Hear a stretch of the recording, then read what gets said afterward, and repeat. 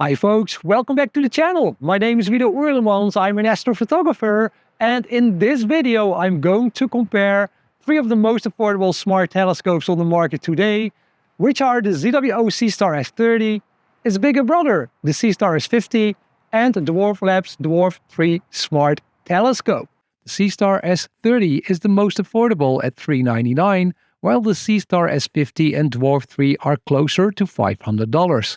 Keep in mind that these prices don't include potential tariffs or import taxes, so be sure to check the video description for links to reliable vendors where you can find the exact pricing, availability, and delivery time. We'll put these smart telescopes to the test by observing the sun, the moon, and deep sky objects, and talk about the technical specifications to determine which of these telescopes best fits your needs. Smart telescopes are changing the way beginners can explore the night sky. Unlike traditional telescopes, they come with built-in cameras and are wirelessly controlled through user-friendly apps on your smartphone or tablet. This means no complicated setup, just power on the telescope, connect via the app, choose an object and watch as the telescope automatically slews to the object in the night sky and automatically starts taking live images of that object that will appear on your smart device. Smart telescopes avoid the steep learning curve of traditional astrophotography, and they come in compact, portable designs. When you buy the Seestar S30 or S50, you'll get the telescope with a tripod, a solar filter, a USB-C cable, and a sturdy case. The Dwarf 3 comes with the telescope, a solar filter, a USB-C charging cable, and a carrying bag, but no tripod, which is offered as an optional extra. Alternatively, you can use any regular photo tripod for your Dwarf 3. Let's break down the key technical differences between the Seestar S30, S50 and the Dwarf 3 smart telescopes first. The Seestar S30 and S50 are triplet refractor telescopes, while the Dwarf 3 has a telephoto lens. All three telescopes have extra low dispersion glass and are apochromatic, which promises sharp and color-accurate images of the night sky. Aperture determines how much light a telescope collects. The S50 has the largest 50mm aperture, followed by the Dwarf 3 at 35mm and the S30 at 30mm. A larger aperture means better resolution. Think of it like using a bigger bucket to catch more rain, but in this case you are catching more photons. The Seestar S30 and the Dwarf 3 have an additional wide-field lens to help you visually locate objects in the sky like the sun or the moon. The lenses can also be used to take daytime and nighttime photos and videos. The S50 has a 250mm focal length, while the Dwarf 3 and S30 both have 150mm. Focal length works like a zoom. At 150mm, you get a wider view, whereas at 250mm, you're zoomed in and get a closer look at celestial objects. The field of view determines how much of the night sky fits into the frame of your photo or video. The Seestar S50 has the smallest field of view at 0.7 times 1.3 degrees of the night sky, which is just enough to fit the full moon. The Seestar S30 offers a 1.2 by 2.13 degree view, which would fit about 2 moons. The Dwarf 3 has the widest field of view at 2.9 times 1.7 degrees, fitting the moon about 6 times over. Importantly, thanks to software updates, each of these telescopes are now capable of a mosaic mode, which stitches multiple images and can double the original field of view. We'll explore the pros and cons of this feature later in the video. All three telescopes support JPEG, FITS and TIFF files and MP4 video. However, the Seestar models go a step further with their AVI RAW video, which is a great feature for those who want to get into advanced processing of the sun and the moon. I'll demonstrate this in a minute. Both the Seestar and Dwarf 3 telescopes are controlled via their respective mobile apps available for Android and iOS. These apps are beginner-friendly and very easy to navigate. While the Dwarf Lab app initially had some issues, it has improved significantly over the years, and at this point I'd say that it is easy for any beginner to learn how to use both apps. Alright, I'll get back to more technical specifications later in the video. But let's take a look at how each of these affordable smart telescopes perform in the real world. Using a smart telescope is quite straightforward. Start by placing the telescope on a tripod and ensure the tripod is level. Then, download the Seestar or Dwarf Lab app from the App Store on your smartphone or tablet, and once installed, power on the smart telescope, which will generate a unique Wi-Fi signal. Simply switch the Wi-Fi signal of your smart device to this Wi-Fi network and open the app. When you connect to a smart telescope for the first time, you have to complete a setup procedure. For a detailed walkthrough, check out my in-depth reviews for each telescope linked in the video description below. Alright, let's take a look at how the Seestar and Dwarf 3 smart telescopes perform when imaging the Sun. When you open up the Seestar app, you'll see a home screen with three main options: stargazing for deep sky imaging, solar system for the Sun, Moon and the planets, and scenery for daytime photos, videos and time-lapses. In comparison, the Dwarf 3 is a bit more hands-on. It has a main screen and a photo button, and as soon as you press it, you will see a live view of the Dwarf 3 right on your smart device. Let me remind you, never look directly into the Sun and always place a solar filter in front of the telescope lens. The Dwarf 3 and the Seestar S30 have magnetic solar filters, making them super easy to attach. The Seestar S50 solar filter isn't magnetized, so it takes a little more effort to position it, and just be careful to avoid too much friction when placing it in front of the lens. The Dwarf 3 and Seestar S30 feature a wide field lens to help you locate the Sun before switching to the telescope view.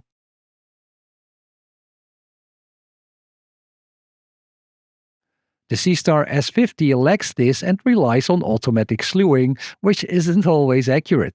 If needed, you can manually use the slew buttons in the app to find the Sun or retry the go-to process. Once the Sun is centered, all three telescopes offer automatic tracking, so you can simply enable it and they'll keep the Sun in view throughout your viewing session.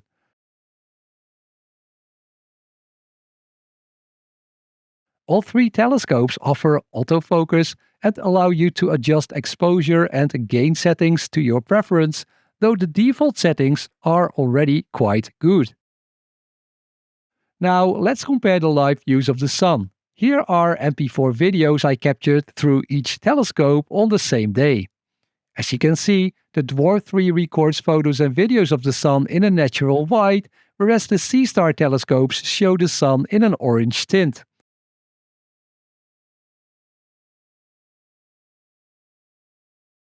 Next, here are three unedited JPEG photos of the Sun. When comparing them, I do think the Seestar S50 has a slight edge over the S30 and Dwarf 3 thanks to its larger aperture, which brings out a bit more detail in the sunspots. You can also create stacked images of the Sun using all three telescopes. With the Seestar telescopes, you can record a high-quality AVI RAW video for up to 10 minutes and then stack the frames using free software like AutoStacker.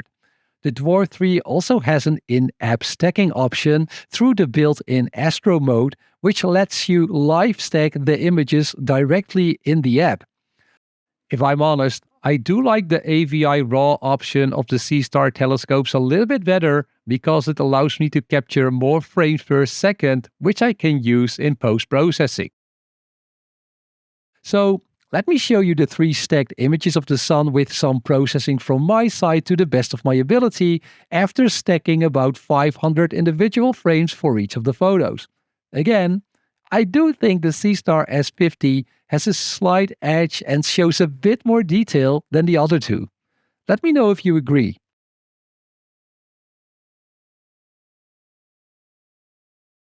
Alright, let's move on to the Moon. Imaging the Moon basically works the same as imaging the Sun, but without the need for a solar filter. I pointed all of the telescopes at the same moon during the same night, and here are the three live videos. Again, I think that the Seestar S50 shows a tiny bit more detail.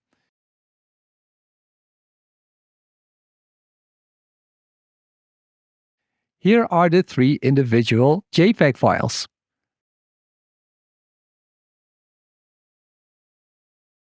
And here's the processed stacked image of the moon for all of the telescopes.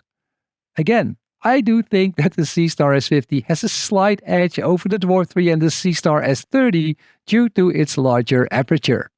Let me know if you agree in the comments, and let's move on to observing the rest of the universe. Each telescope has 3 built-in filters: an IR UV cut filter for normal day and nighttime imaging, a dual band filter which enhances the HA and O3 light emissions from emission nebulae while blocking out light pollution, and the Dwarf 3 has an astrofilter for near-infrared imaging, while the Seestar S30 and S50 have a dark filter for noise reduction. Both apps offer multiple ways to engage in deep sky astrophotography. The Dwarf Lab app features a virtual sky atlas allowing users to explore celestial objects. By clicking on the search icon, you can access a list of recommended targets, including the Sun, Moon, planets, nebulae, galaxies, and star clusters. Just a simple tap on the photo icon and the Dwarf 3 will sleuth to the object you're interested in. Additionally, the Dwarf Lab app provides a scheduling tool that enables you to plan and automate your imaging session by selecting specific objects to capture at designated times and locations. Similarly, the Seestar app offers various categories under stargazing, such as tonight's best, galaxies, nebulae, star clusters, planets, and even recent comets. Like the Dwarf Lab app, it also includes a virtual sky atlas and a planning feature to automate your imaging experience throughout the night. One key difference between the Dwarf 3 and the Seestar telescopes is the Dwarf 3's ability to polar align to the celestial pole by using its EQ mode. This feature improves tracking accuracy, allowing for exposure times for up to 2 minutes. Longer exposures help accumulate more photons on the camera sensor, revealing fainter details and improving the signal-to-noise ratio for better image quality. While setting up the Dwarf 3 in EQ mode requires some additional effort, the benefits are well worth it. EQ mode is optional, so if you choose to skip it, your exposure time will likely be limited to about 10 to 15 seconds before star trails will become noticeable due to tracking inaccuracies. That's why the Seestar telescopes default to 10-second exposures. They aren't polar aligned. The big advantage is that you can simply set them down and start your imaging session right away without any extra effort. Both apps also include a framing or mosaic feature, enabling you to expand your field of view by up to 2 times its original size. This is particularly beneficial for the Seestar S50, which has the narrowest field of view. However, using the mosaic feature requires additional capturing time, since the camera must photograph different sections of the night sky and stitch them together. In contrast, the Dwarf 3, with its wider field of view, can capture larger objects more quickly without needing to create a mosaic. Additionally, all telescopes incorporate AI noise reduction to produce cleaner images of the night sky. It is important to note that AI in these smart telescopes doesn't relate to any virtual or preloaded images. They capture real-time photos of the night sky, including planes, clouds, and satellite trails. The capturing process is similar across telescopes. Both the Dwarf 3 and the Seestar telescopes sleuth to the selected object, calibrate, and then begin stacking images to improve detail and clarity of the object you are viewing. I typically spend about 1 to 1.5 hours imaging each object before moving on to another object, which gives me decent results. The Dwarf 3 asks you to capture separate dark frames to reduce noise before starting a deep sky capturing session, which you can do by following the instructions. The Seestar telescopes have a built-in dark filter and do this automatically, which streamlines the whole process. Now let's take a look at the original stacked images and my processed versions captured with these 3 smart telescopes. Each photo is a stack of about 1 hour and 30 minutes of exposure time, and with the Dwarf 3 in EQ mode I took 30 to 60 second exposures, while the Seestar S50 and S30 were limited to their default 10-second exposures. Starting with the Orion Nebula, the Dwarf 3's longer exposures helped reveal more of the faint surrounding nebulosity. The Seestar S50's larger aperture gave sharp core details, but I needed to use mosaic mode to capture the whole nebula, which reduced exposure time per section. The Seestar S30 offered a balanced field of view and detail at a lower price. For the Andromeda Galaxy, the Dwarf 3's wider field of view is a major advantage, capturing more of the galaxy structure in a single frame at a longer exposure time, which revealed the faint nebulosity at the edges of the galaxy. The Seestar S50 and S30 have a narrower field of view, so I needed to use framing mode. Especially the S50 produced a sharper core of the galaxy as compared to the other telescopes, while the Seestar S30 also offered a well-balanced image. With the Pleiades, one key difference stands out. The Seestar S50's larger aperture appears to handle the bright stars and blue nebulosity a bit better than the Dwarf 3 and the S30. The S50 produces tighter, more natural-looking stars, while the Dwarf 3 and the S30 stars appear slightly more blurry and bloated. All of these photos were taken under Bortle 7 city light-polluted skies, so if you're imaging from a darker location, you can likely achieve even better results. None of these budget smart telescopes are well suited for capturing detailed views of the planets. They typically show planets as small dots in the night sky, and in Jupiter's case, you will also see its Galilean moons. To observe surface details, a focal length of around 2000 mm is required, which is best achieved with larger aperture mirror-based telescopes. The most affordable option for this is a Dobsonian, though Schmidt-Cassegrain and Maxitov telescopes are also excellent choices. I've covered this topic in more detail in one of my blog posts, which I'll link to in the video description below.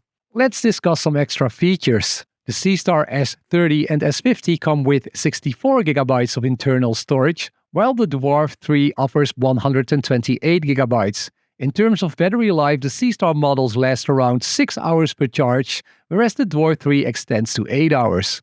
All three can be recharged via a USB-C cable while in use, allowing continuous operation throughout the night. A USB-C cable can also be used to transfer images to a laptop or PC for further processing. The Dwarf 3 is the lightest of the bunch at 1.3 kilograms, followed by the Seestar S30 at 1.7 kilograms and the S50 at 3 kilograms. With all models under 26 centimeters in size, they are very easy to carry around. The Dwarf 3 and Seestar telescopes can connect to your home Wi-Fi network, letting you control them remotely from the comforts of your home, which is perfect for those freezing nights. Another great feature is the ability to share your view with others. Folks can download the app and log in as guests to enjoy the view by up to 2 on the Dwarf and up to 8 persons on the Seestar telescopes. This makes them great telescopes for outreach and group stargazing. So here are my final thoughts. If I had to choose between one of these three telescopes, it would be tough. Each has its strengths. If you want a versatile, smart telescope that's also great for daytime use, the Dwarf 3 stands out. It offers features like daytime tracking, time-lapses, burst mode, and adjustable camera settings, plus the ability to switch quickly between the wide field and telephoto lens, which makes it perfect for wildlife photography. The Seestar S30 can also do some of that, but is a little bit more limited, and both the S30 and S50 have a portrait mode camera sensor, which is great for social media, but perhaps not ideal for capturing daytime photos, unless you like your smartphone portrait pics more than landscape photos. For stargazing and astrophotography, the S30 is the most affordable choice, but it can't track the night sky in EQ mode, limiting the exposure time to about 10 seconds. The Dwarf 3 has the widest field of view in this comparison and has EQ mode, making it great for capturing larger and dimmer objects, but its focal length is shorter than the Seestar S50. The S50 excels at higher resolution views of the Sun and the Moon with its larger 50mm aperture and 250mm focal length. However, its narrow field of view and the older camera sensor may limit its versatility even when 2x framing mode is used. Ultimately, it comes down to your own preferences and what fits your needs. Each telescope has its pros and cons, and availability or pricing in your area could also influence your decision. I just hope this comparison helps you make an informed choice. Clear skies, subscribe if you like the video, and see you in the next one.